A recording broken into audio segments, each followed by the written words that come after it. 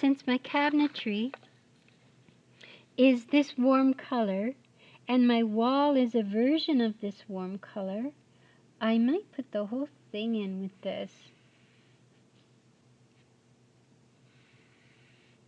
So I have to clean this up.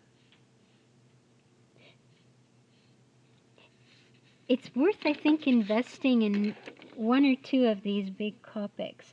I don't know if you want to do it for this, but eventually when you're working with Alan, you'll be coloring in.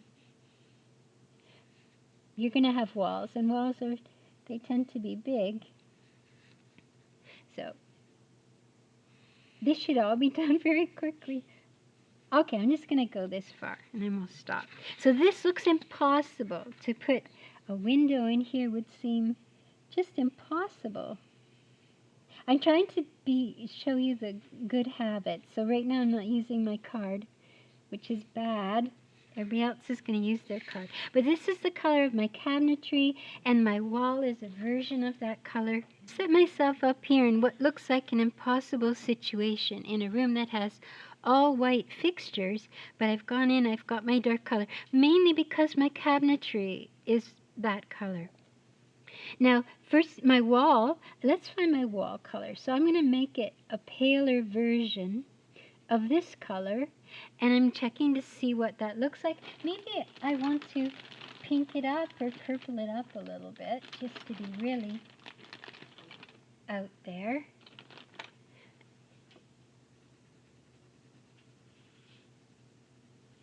It's rather dark for a bathroom.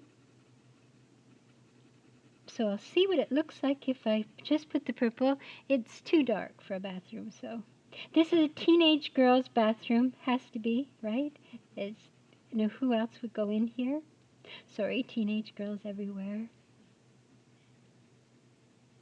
So there now, I managed to the wall. I've got the wall color. That's okay. So when I go up to put my penumbra, I've already established I've got a dark up there. So, and I know how to make it a little darker.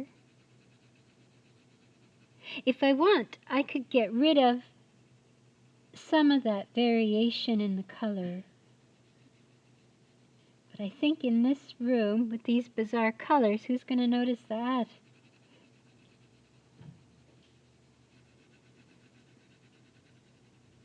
This should probably have a wallpaper feeling to it, too. There might be, we can maybe do that later. So that's, I know now I can, if you were doing a little practice run, you could see that you can make I can make the walls work.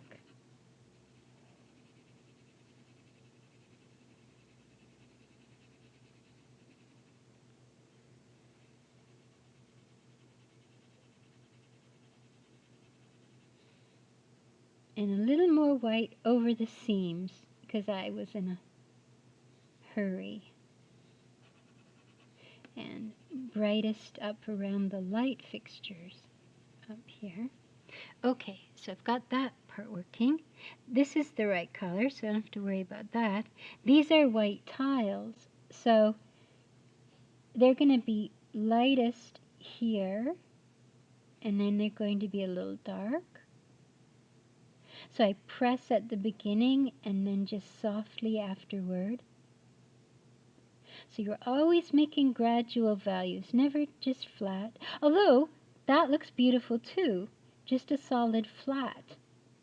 A lot of people with their markers, they just do this, put a flat color and a little pencil crayon over top, and not even that much.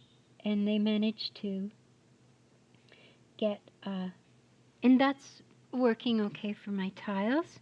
My windows now, I want to be able to indicate that there is some foliage outside there. I want to go in now and show. This will set up my chandelier as well. You could make it nighttime outside. That would be exciting because then the chandelier would stand out. Maybe we'll do that. We'll just leave this. Because to get a chandelier to stand out, you do need to have dark behind it. So if I go in with my gouache, oh, I hope you all use your gouache, because it's the most brilliant, brilliant thing. And you can put some sparkles on it, and this'll, see how it sets up our chandelier. It's a rather fragile one.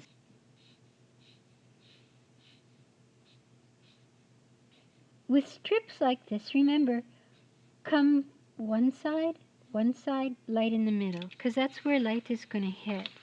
And it may not, when you're done, it may not even be noticeable, but what it will do is remind you always to do it, so you won't forget. Outer window, we might put, since we've used that blue and not a green, the cerulean won't make as much sense as this will for our window. And I'm going to leave it dark. I'm going to go right over my chandelier so that we have the best possible chance. So if you have a chandelier in your room, you might want to go with the dark, with the color underneath. It used to be that you could get a beautiful colored paper, and that would be what you would be doing all of this on. But you can't get anybody to copy anything onto colored paper for you anymore. So that's why it's good to have those Copics, because you can manage the same thing and be more selective at the same time. So these are my mirrors. So with mirrors and with glass, you put in your color, wait for it to dry, and then you put some white pencil over top. In this case, I had the yellow all under. I put the cloud blue, I put some verticals, and then I put the cloud blue over top. So let's put some verticals in here, and you need your card for that. It could be that on the other side of this, there's just a door, but it's important to just show there are other things going on.